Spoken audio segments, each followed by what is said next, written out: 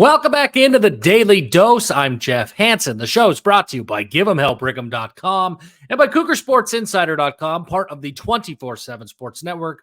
Appreciate each of you who are already subscribed to the channel. You guys, your support has been phenomenal. I would not get up and make these videos every day just to talk and to avoid. As much as I enjoy hearing myself talk, I don't particularly enjoy looking at myself for obvious reasons.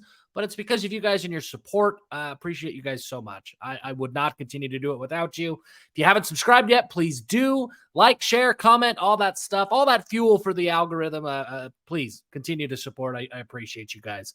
Today, let's talk about some great news. I don't know how else to phrase it. I don't know if I can underplay how awesome this news is for BYU. There's no words. It's the greatest thing that I've heard come out of Kalani Sitake's mouth so far this fall camp. The most wonderful quote, the best thing for BYU fans to hear.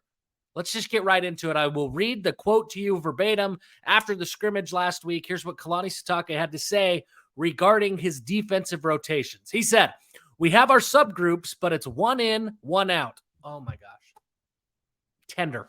"We have our subgroups, but it's one in, one out.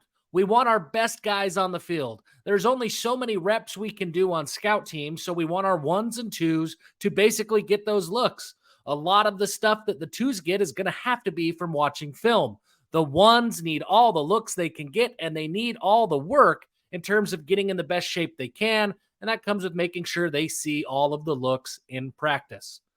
Sound the alarms, hit the confetti cannons. I don't know, whatever you do, launch fireworks, whatever you do to celebrate great news, celebrate and do those things because holy cow, this is great news.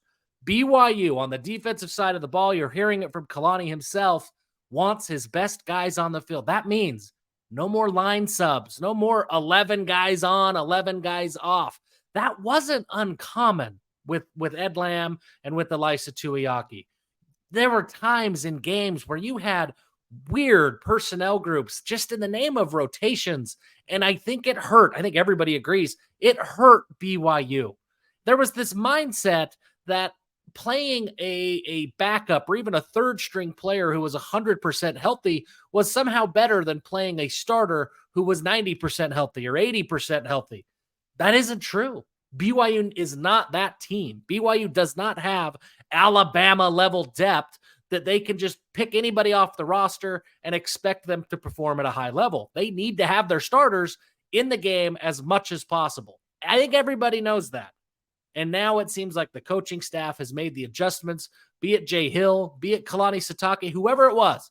The coaching staff has seemingly made the adjustments in camp to ensure that rep distribution and rep allocation is being, I guess, a lot more condensed. Focus on the guys who are going to help BYU win games this year, and then development and preparation for the future. Well, that's what spring ball's for. That's what scout team is for. Right now is for right now.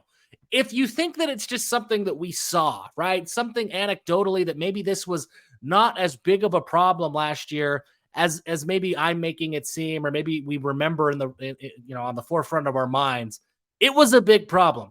Let's just take a look. Defensive snap counts for BYU.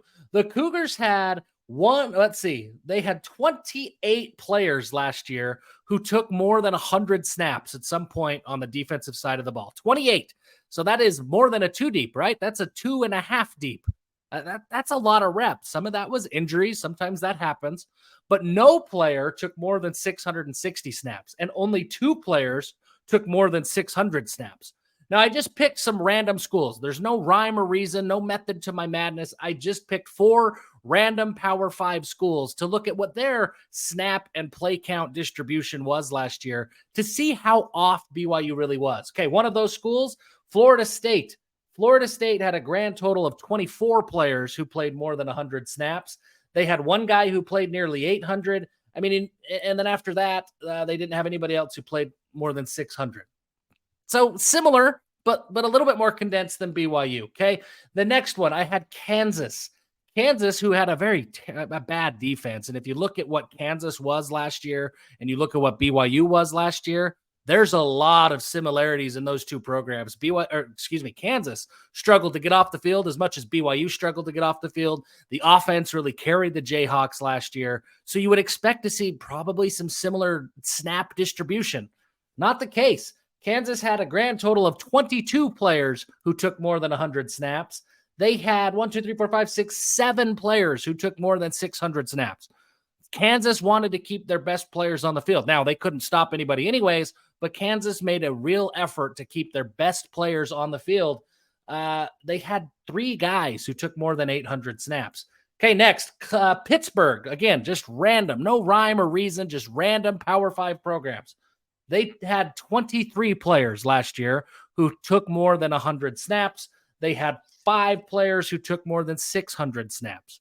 You can see it, right? I mean, everybody else is condensing their rep distribution to mostly their starters. They want their best players on the field as much as possible. They're not playing 28 guys, 100 snaps. That's a ton. And then finally, Utah. And admittedly, that's a little bit less random. I did seek out Utah to just see what they're doing because theoretically, the Kyle Whittingham defense, Morgan Scalley's defense was supposed to be similar in nature to what Allocation Sitake was running. But you look at Utah, they only had 20 players play more than 100 snaps. They had 5 guys play more than 600 snaps. And if you look at what Utah did, they played more games, right? They went to the Pac-12 championship game. They played 14 games last year and still only had 20 players who took more than 100 snaps. So now bringing that back to BYU, BYU in 13 games had 28 players play more than 100 reps on the defensive side of the ball. That's absurd. That is just not having your best players on the field all the time. That's Pop Warner stuff, right? I mean, that is giving reps to anybody who's on the roster. And if you look at it, you extend it beyond 100, let's call it 50. 34 guys had more than 50 reps. I mean, that's a lot of players on the field. So it's good. It should be music to the ears of BYU fans everywhere that Kalani is saying, no. We have some subgroups, but it's 1 in, 1 out, right? Maybe you want Chaz Ayu in the rotation instead of Max Tooley for a certain set. Maybe you want to bring out, move Eddie Heckard inside, throw in Camden Garrett, and you remove a linebacker from the rotation. Great. But by and large, it's going to be the same guys playing defense, and as injuries mount up and pile up, because they will, it's football, then you'll slide in guys from that depth chart and it will be next man up. It won't be next lineup. It won't be hockey. It won't be the JV squad coming into play because the varsity squad is tired. That's just not how it's going to work. And yet that's how it did work for the last couple of years. We'll see what the dividends are. I think the dividends will be immediate and obvious, but we'll see, right? I mean, Allocation Sitake, Ed Lamb, they're smart guys. They've been in the industry for a while, so maybe they saw something there. Maybe there were benefits that BYU fans will miss this year. But from my seat, man, this is huge news for BYU, and maybe the most important thing that has come out of fall camp, regardless, position battles, things like that. This might be the most important thing that I've heard from any of the coaches or any of the players, that the best defensive players are going to be on the field as much as they possibly can. And it's up to the strength and conditioning staff. It's up to the doctors, the rehab, the PT teams to keep those players on the field as much as they possibly can. I'm hopeful that pays immediate dividends for BYU coming up this season. Less than 2 weeks for kickoff. We're getting so close. Appreciate you guys joining us here at the Daily Dose. Until next time, give them hell.